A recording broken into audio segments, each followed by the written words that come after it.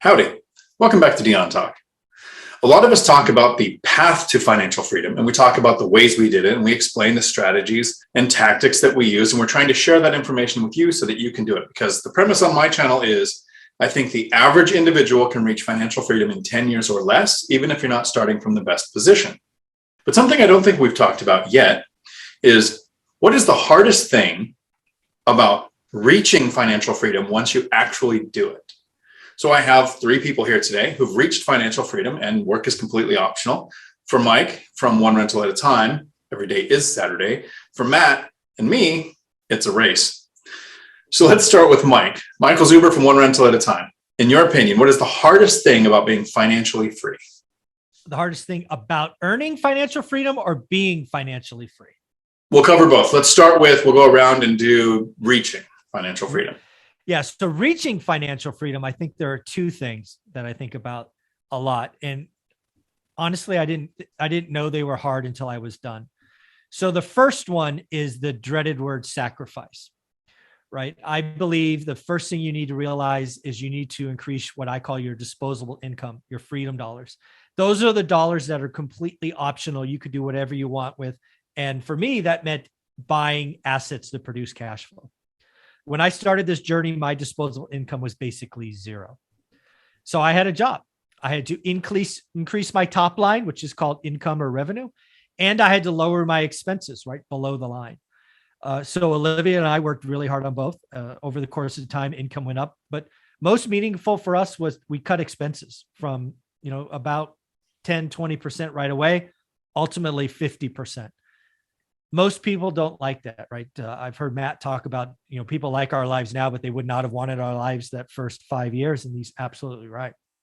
Sacrifice is not a thing. It was very emotional. It was very hard. You had to be consistent. It was no fun whatsoever. You can't sacrifice for a day, a weekend, a month, or even a year. It has to be year after year after year. And then number two, which is really ties onto that, is the first 5 years suck. Just suck. Right? This making work optional in 10 years, fully get it, fully believe on it, especially when you house hack. It's awesome. No matter who you are, the first 5 years suck.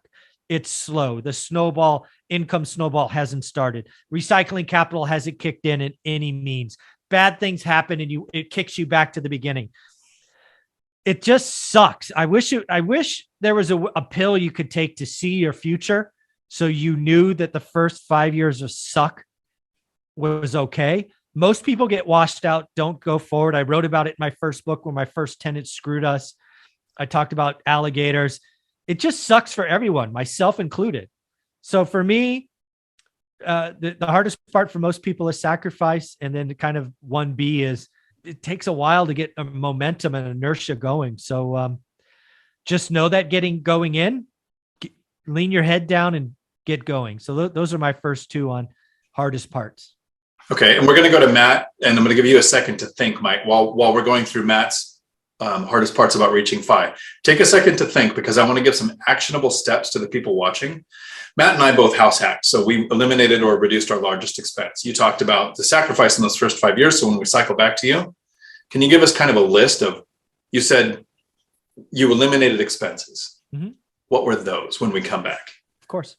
Matt, hardest part about reaching financial freedom? I mean, one of the hardest parts is having your friends make videos about you behind your back.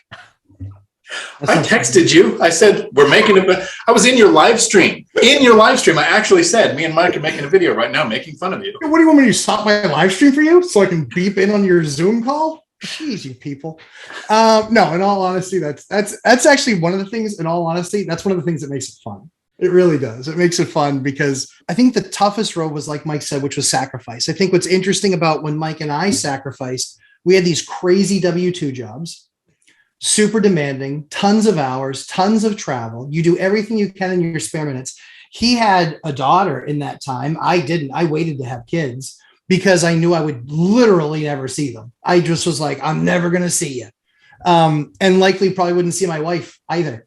With what my schedule was and kind of how I maintained it. And so I think one of the things that people miss is that very often in this journey, there might be in a demanding career or a good career that might be 50 hours a week. It's no exaggeration. I know Mike did too, 90-hour weeks, 100-hour weeks. That's life. And that's really hard. So I think for the people that are 50, 60, recognize that people that worked 40 hours more than that still did it. And I think that they have to recognize that there's the sacrifice financially, but there's also the sacrifice of time.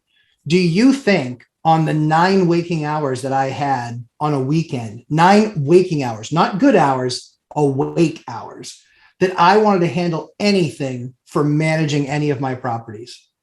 I didn't. I was exhausted. And so the sacrifice of not only money, but the sacrifice of time. So I think the first thing for me is sacrifice of time. Certainly the sacrifice lifestyle wise is a big thing, but the sacrifice of time. And then the second thing is, like I was saying before about, the fact that people have worked 90 and 100 hours before you, and they're, people are working 40, 50, 60 hours now. There's never been a better time and an easier time to monetize your gifts, talents, and abilities than there is right now. Right now, there are people that launch channels that are very niche, and in 6 months, they have 100,000 subs and they're making a few $1,000s a month, if not more than what they're making, almost as much as what they're making. And so I just think that it's a phenomenal opportunity for people to recognize that, sure, you sacrifice money because you have to have more getting to the bottom line so you have something to actually invest. Yes, you have to sacrifice time because when you finally are getting on that path, you're going to miss some birthdays, miss some family cookouts. You're going to miss some of these events, and it's a sacrifice of time, but it's an investment. It's an investment. If you're just doing that and you're not doing anything productive with it, I get it. That's probably not the best use. And then lastly, like I said, monetizing gifts, talents, and abilities now, taking some of that time, focusing on something like that so you can actually, if you have that niche.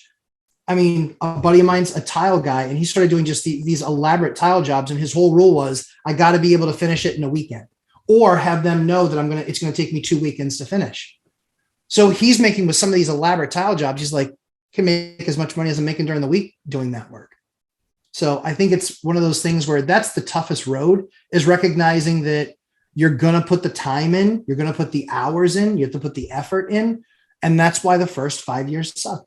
Nice. Yeah, so time and sacrifice, sacrificing time, sacrificing so you could save money, find ways to increase money.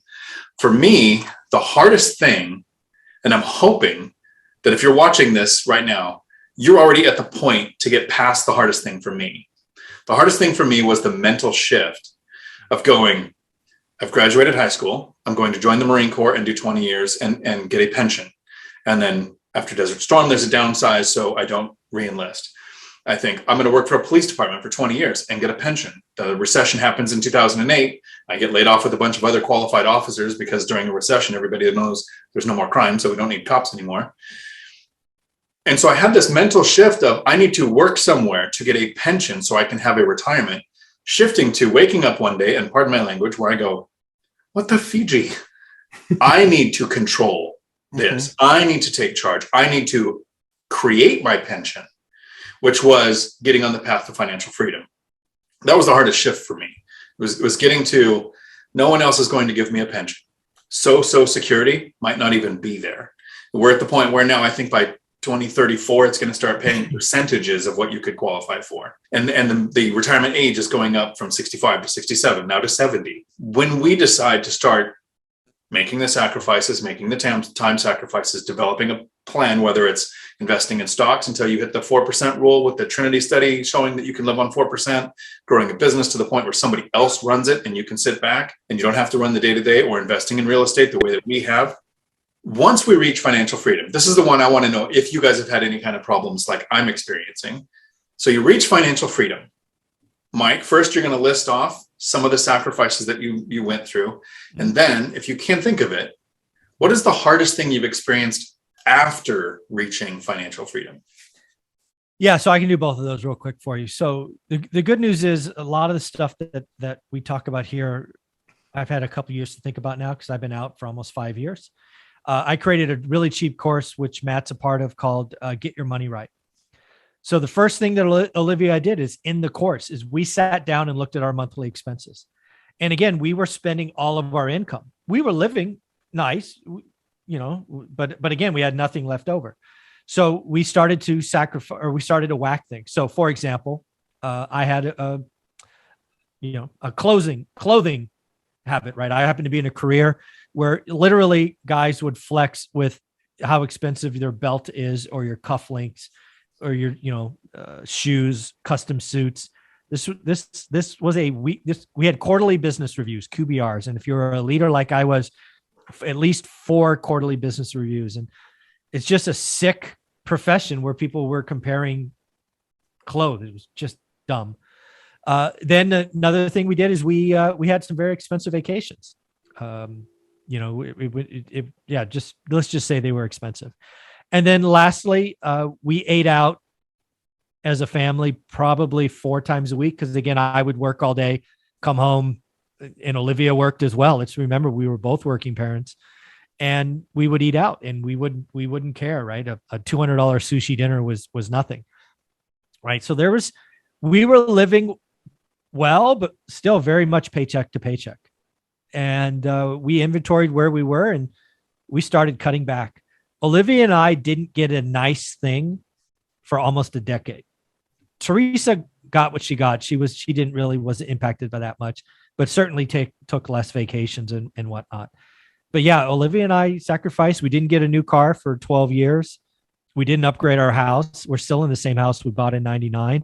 These are just things that, where I live, people don't do, right? People get a starter condo and then they move to a single family home, and then they do this and this, and they're pretty much working. They're on the rat race or the treadmill. And we consciously chose not to. So yeah, our food budget, I remember getting whacked in half. My closing budget got whacked 90%. Yeah. Cars. We never upgraded a car, had the same cars for 12 or 13 years. It was really weird. People started looking at us like we were odd. You're a VP at this or that, and you're driving that car. Really? It was weird, but again, we had bigger plans, right? And then the hardest part, being financially free at a young age when you're type A and you love what you do and you're very good at it and you're paid very well, is your ego is your job. The biggest thing for me was, how am I going to replace that endorphin rush of being the man? It's addictive. And I didn't know it was addictive until I left. And 3 weeks later, I had my first bout of depression. I couldn't believe it. I was 45 years old, never had to work another day in my life, and I'm freaking depressed. What a freaking failure I felt like. And again, it's just grinding, right? It was a horrible feeling. So if you're like me and you're getting to this and you're near that 10-year mark, do yourself a favor, plan a little better than I did, because I went to work excited for the next day and quit on the spot. Don't do that. Have a plan. Have a plan B. Have your side hustle. It doesn't have to be something you make money with, but it has to be something that still keeps you excited. It doesn't even have to be a full day, right? I do this YouTube channel, I'll call it 2 hours a day, but it's enough for me to go like, I am making a difference in the world. And then I can go do whatever I want. That's why I call every day a Saturday. If I didn't have this YouTube channel, talking to you guys Thursdays, for example, I could be back working. And what a friggin' utter failure that would be. So that's the hardest thing for me. It's actually quite beautiful. Thanks for sharing that. Those are some kind of deep emotions that we don't normally bring into the show. So thanks. Let's see the opposite side of the coin from emotions. Matt. And here we go, back to normal. Hardest part about after you've reached financial freedom? Well, I think I've taken care of a couple of things based on listening to Mike's story. I've taken care of a couple of things. One is, if I quit and felt that despondent, I don't know that I could have any bigger of a beard or be much heavier. So I kind of put on my 30 and, put on 30 pounds and got a big, huge beard. I think he's exactly right, though. One of the things that, I've done in building the housing business and being hands-on, this is a slight advantage that I have just on the hands-on side. I talk to tenants every day. I see my properties every day when I drive through town. I see project crews at my properties all the time. So for me, it's really just about it's really truly about reducing the amount of time that I have to work with people that I'm not, necessarily in charge of or in charge of the mission. Like I get my properties. And so I kind of get my fix on that. I like to design my rehabs. I design everything inside, all of the features and everything like that we put in. So I'm also the one pulling lists and saying, okay, this is what we need inventory wise to do that project. So I agree with Mike. You got to have something that's going to keep your brain going and keep you getting out of bed in the morning. And for me, thankfully, I've got 400 tenants that have no problem doing that early in the morning. When I got a text last night at 11:15, and I was like, this is not a landlord problem. Where's my package? I don't know. And I don't care. Yeah, exactly. Better yet, call Amazon. I had less to do with it than they did. Yeah. So yeah, I think you definitely want to, have that other thing that you're going to put yourself into. Certainly for me, I have that. So really for me, it's just about a reduction in hours and doing something a little bit different. So I think the transition for me is going to be a breath of fresh air and a relief, because it's something where I don't have to live life by my calendar anymore. I don't have to live my life by this meeting or that meeting, or this person isn't meeting the expectation or that person isn't meeting the expectation. Best part of that in my business, get fired. And it's very easy to do. If you're not doing what I need you to do, then I'm going to get another sub to do it. Mm-hmm. So I think it's a lot more when you self-manage, as you know, Dion, it's a lot more control. Mike gets to be in the position where he's overall in control, but he has that buffer.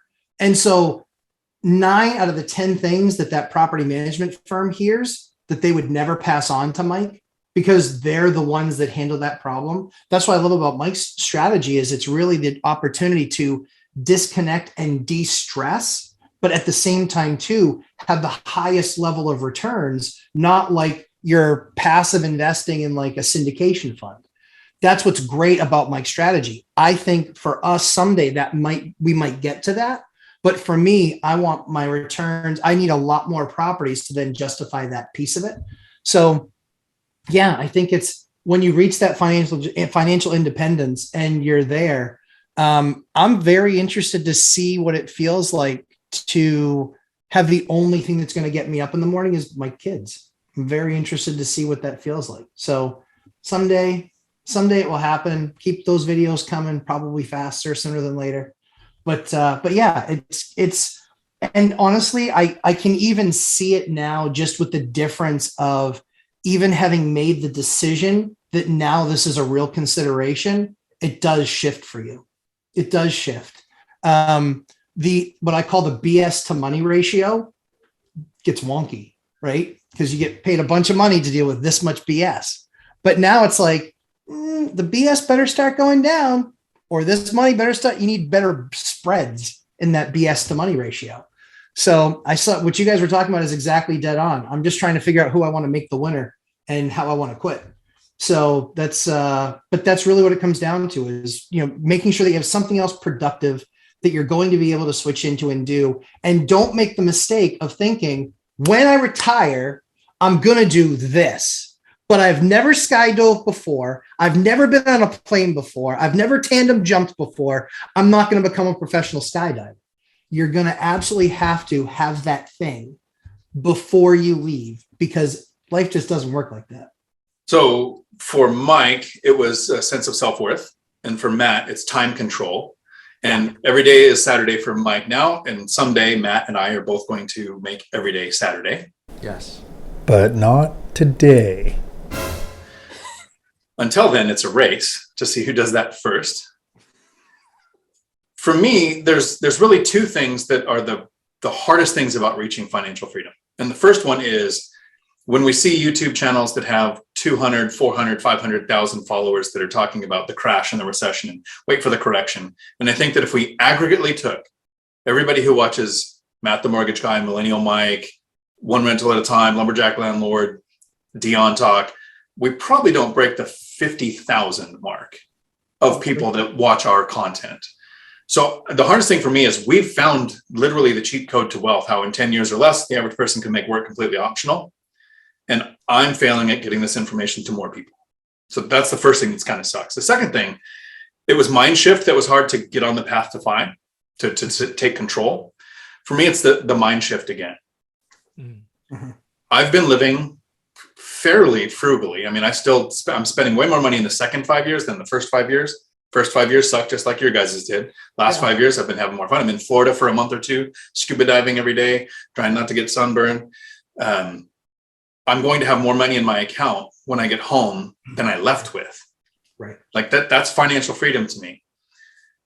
But I still live fairly frugally because every amount of money that comes in is meant for the next investment. Right. This is the hardest shift that I haven't made yet. So I have 3 options in front of me, and I'm hoping everybody can help me in the comments below. And then I'm going to give you guys a chance to tell me what you would do. And then we'll be landing the plane. Mm-hmm. I have a bunch of friends who have a pickup truck and an RV, fifth wheel, big F350, and then whatever type of truck they're towing it with. They go out every weekend. They work full time. They are not on the path to financial freedom. Literally, their weekends are their escapes. I've never done an RV because I'm super lazy. But if I stop working, whoever wins the race, me or Matt, I'm probably going to pick up a big truck and a fifth wheel RV to travel around, spend a month in Boston, hang out with Matt, go to California. But see, Mike, I have saved $350,000 or so for the next investment. I want my next fourplex to cost more than $1 million. So I have the down payment for it. But I'm financially free now. I could just take that money, buy a $200,000 RV, $100,000 truck, travel the country, be totally fine. Cash flow is still more than I needed. Or I can be smart, take a page out of Robert Kiyosaki's book, take my $350,000, buy a fourplex, take all of the cash flow from the fourplex, buy an RV and a truck on payments. 5 years, that's paid off, and then I still have the asset.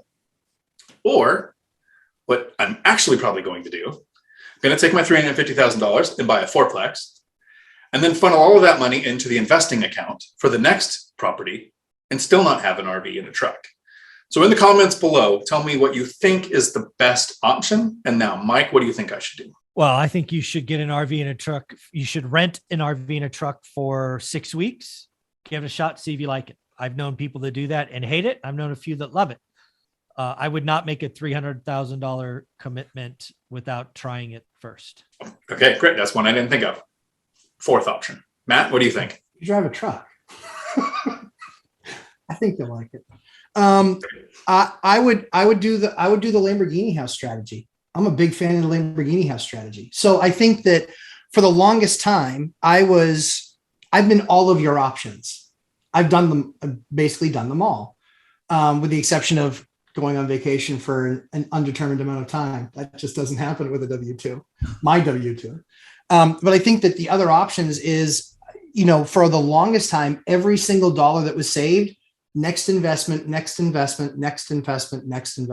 that was, and let's face it, you keep on rolling and it gets faster and faster, but that's the uphill side, right? That's the uphill side. And then there's the snowball that just continues to create. So I don't see any, for me, I waited a lot longer before I made that decision to say, I'm going to buy some really cool asset. And I'm going to do it purely based on a property's cash flow. So I think that a mix of a few of them will work well for you, because I think that the other thing too is, what's the end goal? Like, I still can't tell you if I'm more likely going to get to 200 units or downsize to 100 units. I honestly don't know. That both are possible. So I think for you, you probably want to, my guess is, I think based on what we've talked about before, you probably talked about growing a little bit more. And then having that much more, but it really comes down to being able to get that next deal. And I think that until you make the decision, everything that you save is towards the next deal, towards the next deal, it's just so you have more and more income to play with and work with. Thank you both for going through that exercise with me. And I think the thing to take away for anybody watching is that when you reach financial freedom, you still have problems. They're just different. Mm-hmm. Thank you both. Until my next video, thanks for coming to my Dion Talk. We're sorry, the number you have dialed is not in service at this time.